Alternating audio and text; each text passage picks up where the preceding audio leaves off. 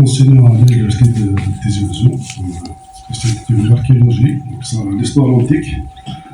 C'est pour ça que le film c'est un complexé devant des gens qui m'ont précédé, de Mouranen, باش تعزز ربي يوسف نسيت سميكم عساك اللي هذاك الروت l'honneur de connaître Seguir, c'est maintenant, mais Seguir, je me sens tout petit Zetsen parce que c'est des grands monsieur de la culture. Alors, c'est pas facile de le présenter, tellement Tassi Khadmen, Tassi Tfkani, Tmazia, Timawi, Tshira, il va pas qu'il de présenter. Mais quand même ainsi, donc Seguir, Sam Yidwoun, monsieur le Sinosif, c'est un sociologue, c'est un enseignant-chercheur. Tu vois, c'est la poésie, tu vois, c'est le domaine de la sociologie, la poésie kabyle. Il y a par exemple, le site de préparer un cercle du centre algérien, le conte du centre algérien, chant religieux du Djerjura, chef nordique, comédien poète, auteur aussi notamment de l'Oasis de Koussaada. Ça me rappelle un bon et mauvais souvenir de Tawhid, c'est dans l'armée. Bon, c'est un geste, un fragment sur l'épopée hilalienne. Donc, on ne peut pas le résumer. D'ailleurs, il fait visiter l'Uxer. Après, on va y vendre des dédicaces à quelqu'un. Tu vas vendre des dédicaces après.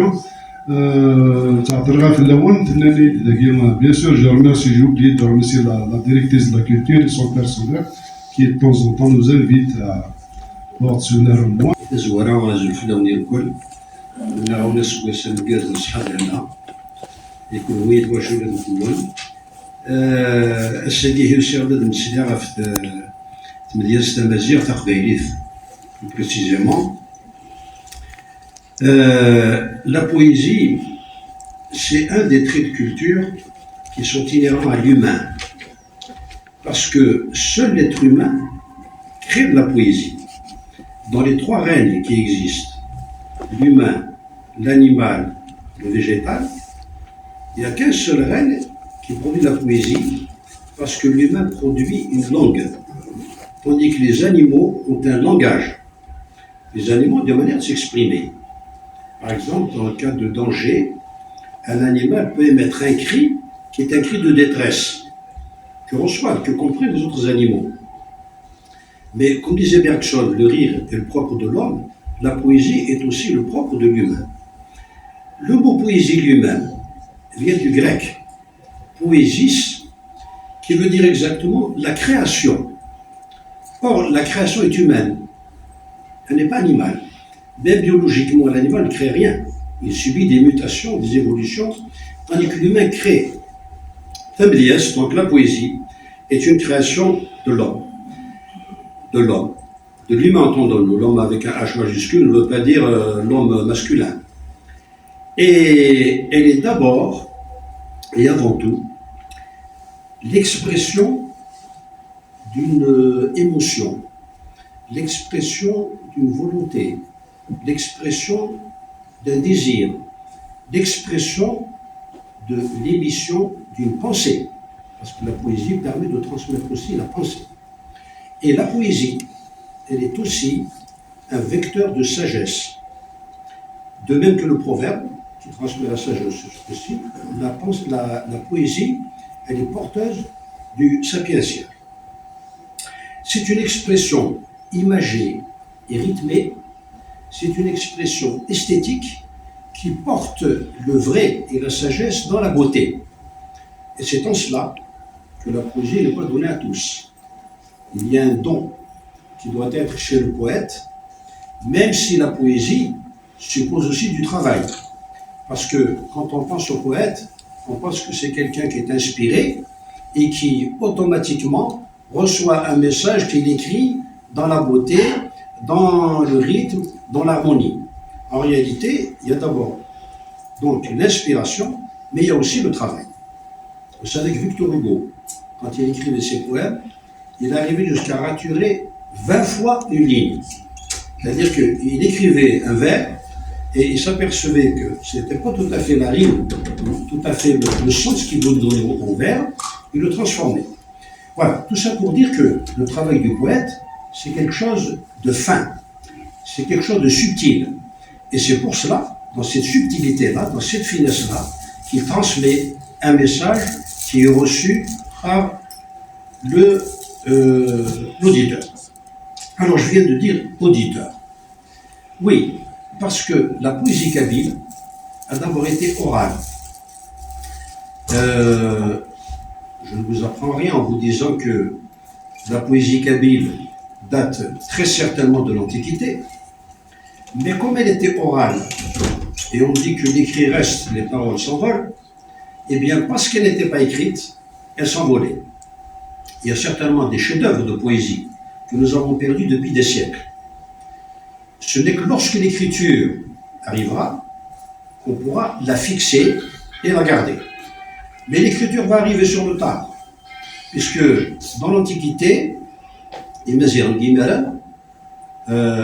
avaient une civilisation orale. Et c'est en cela que la parole est restée jusqu'à aujourd'hui une valeur fondamentale. À tel point que le proverbe dit c'est-à-dire que celui qui ne tient pas sa parole porte atteinte à l'harmonie sociale. À partir du moment où il ne tient pas parole, il peut être celui qui produit la difficulté dans la vie sociale. Alors, cette parole étant donc un trait de culture majeur, la poésie s'est faite avec les mots. Et les mots étaient entendus et non pas écrits. Puisque dans l'Antiquité, l'écriture téphinard qui existait n'était pratiquée que sporadiquement et localement, n'était pas généralisée. Jusqu'à aujourd'hui d'ailleurs, téphinard, ce sont les femmes touareg qui l'utilisent, et depuis peu, elle est enseignée dans les écoles, mais elle n'est pas généralisée. Encore qu'aujourd'hui, on peut dire qu'il y a un effort extraordinaire qui a été fait, puisque les enseignes, les ministères, les administrations, etc., aujourd'hui sont en téphinard. Mais à l'époque de l'Antiquité, donc la masse des habitants de l'Algérie était analphabète. Par conséquent, la poésie était essentiellement orale. Les Romains arrivent. La langue latine est introduite donc dans l'Afrique du Nord, la partie de l'Afrique du Nord qui était occupée par les Romains, mais la très grande majorité des habitants de l'Algérie merlée, c'était des ruraux. Ceux qui habitaient les villes et citadins étaient une très faible minorité. Et le latin ne s'est produit et élargi et étendu que dans les villes. Si bien que seuls prendront la langue latine les berbères qui étaient cultivés. Ce sont les Saint-Augustin, qui est un des Saint-Augustin, qui était donc un des penseurs de la doctrine catholique, appelé le premier roman de l'histoire du 1er siècle. Ces gens-là connaissaient le latin, mais la masse du peuple ne la connaissait pas. Par conséquent, la poésie est essentiellement orale. Arrive le Moyen-Âge, au 7e siècle, donc l'islam arrive avec les Arabes. À partir du moment où les Berbères ont embrassé l'islam, la langue arabe s'est répandue partiellement. C'est-à-dire que seuls les érudits, les Maravdun viendront après, les Maravdun ne datent pas du 7e siècle. Et à partir du moment où il y a une élite religieuse qui s'est installée chez les Berbères, la langue arabe a fait des progrès. Et à partir de ce moment-là, on avait un vecteur qui était possible pour transporter la poésie. Ça n'a pas été le cas, puisqu'on a très peu de textes berbères transcrits en caractère arabe. On a retrouvé dans les archives un certain nombre de textes qui étaient plutôt des textes de jurisprudence, de droit, mais très peu de poésie. Arrivent les Turcs. Les Turcs, alors sur le plan linguistique, ils n'ont pas une influence importante en Algérie. Il y a des mots qui sont restés, mais on ne peut pas dire que le peuple en Algérie parlait le turc. Arrivent les Français en 1830, dont les Turcs pendant 3 siècles donc n'ont pas diffusé leur langue et leur culture réellement. Arrivent les Français avec une colonisation de peuplement qui s'est étendue au fur et à mesure qu'ils établissaient la colonisation, ont répandu la langue française D'abord parce que l'administration est en français. Ensuite, le réseau scolaire a aidé aussi à diffuser la langue française. Il y a eu des tentatives, mais très peu de poètes ont écrit en français. Ce n'est qu'au XXe siècle qu'on aura des romanciers, les grands romanciers d'ailleurs contemporains, qui écriront en français.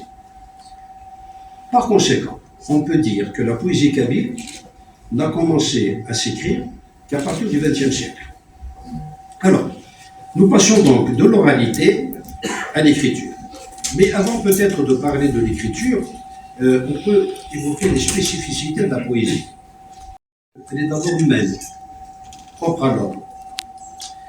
Elle est universelle, c'est-à-dire que la poésie n'est pas propre à une culture ou à un peuple. On la trouve à travers la planète, dans toutes les langues, les grandes langues écrites ou les langues qui sont restées orales.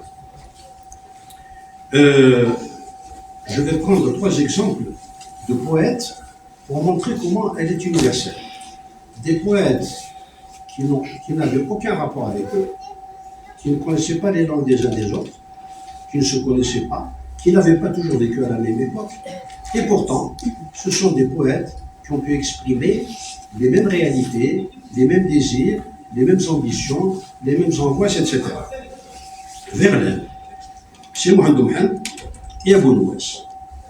Alors, Verlaine est un contemporain de chez Mohamed, Sidi Ouin Seyedès. Ils ont vécu la même époque, sauf qu'évidemment, Verlaine habitait le pays qui colonisait, et c'est Mohamed habitait le pays qui était colonisé. Les formations ne sont pas les mêmes. Verlaine a fait le lycée, les humanités classiques, le lycée de latin. C'est Mohamed Meskine Rachid Taraf Zaouia. Il écrivait parfois ses poèmes en caractère arabe, mais il n'était pas francophone. Et pourtant, on retrouve des similitudes qui sont frappantes. Si Mohamed et Verlaine étaient des poètes vagabonds, des poètes livrés à eux-mêmes. Verlaine parce qu'il buvait l'absinthe, et l'absinthe lui est resté toute sa vie.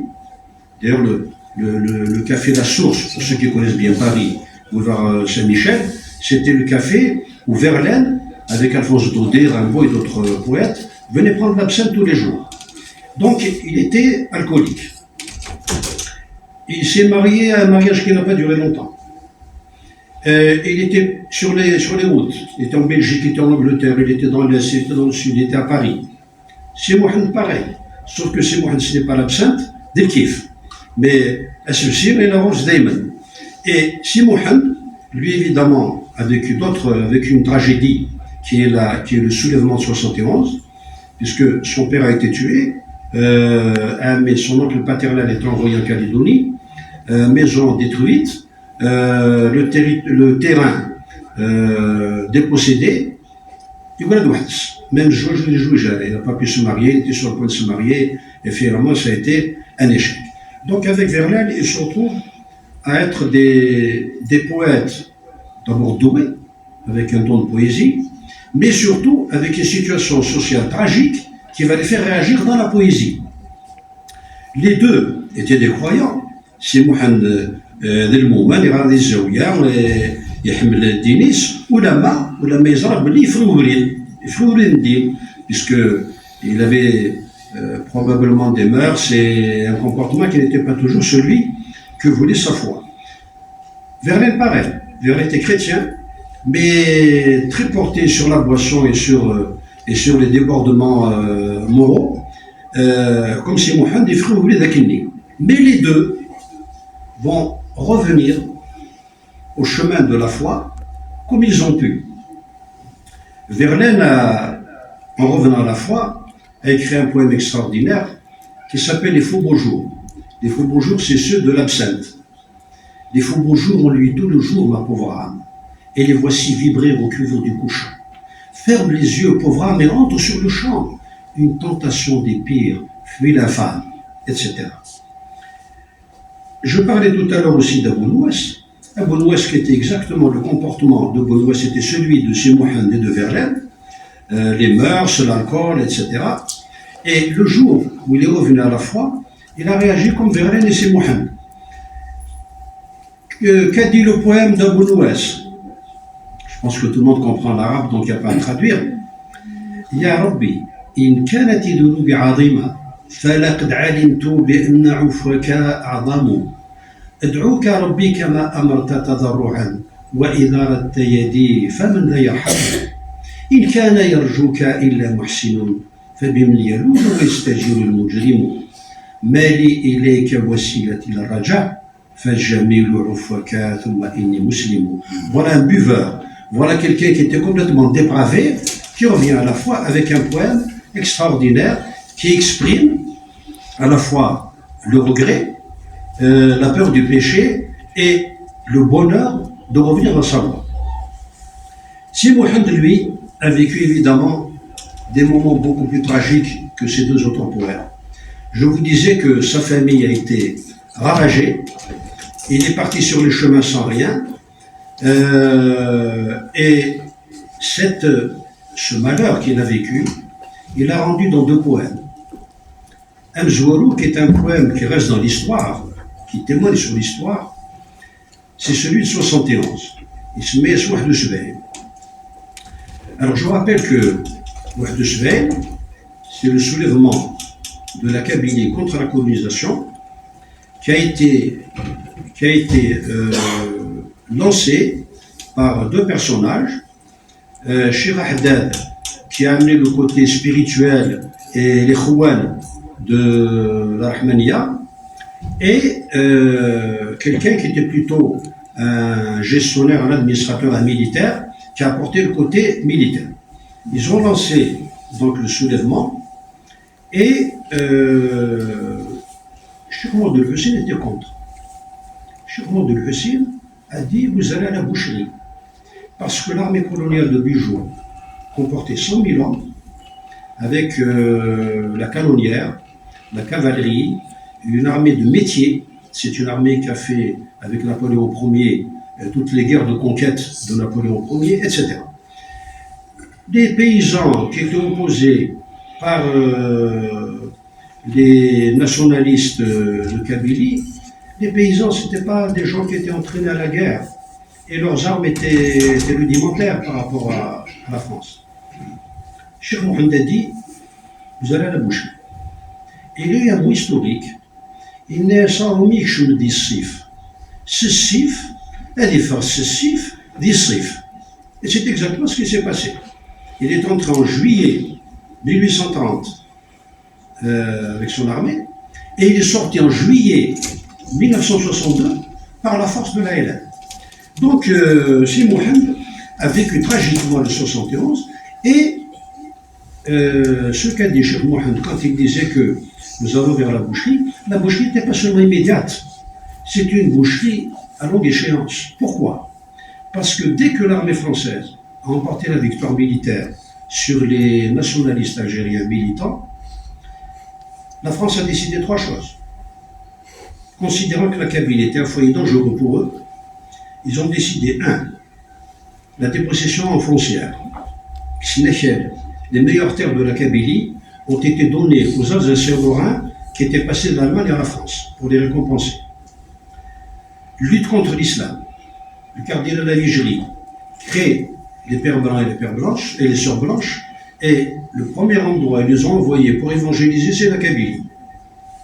Troisième chose, casser les tribus qui étaient une force politique.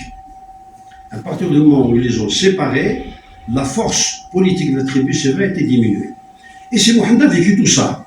C'est pour ça qu'il a vu d'avance ce qu'on pourrait appeler l'inversion des valeurs et l'inversion des rangs sociaux.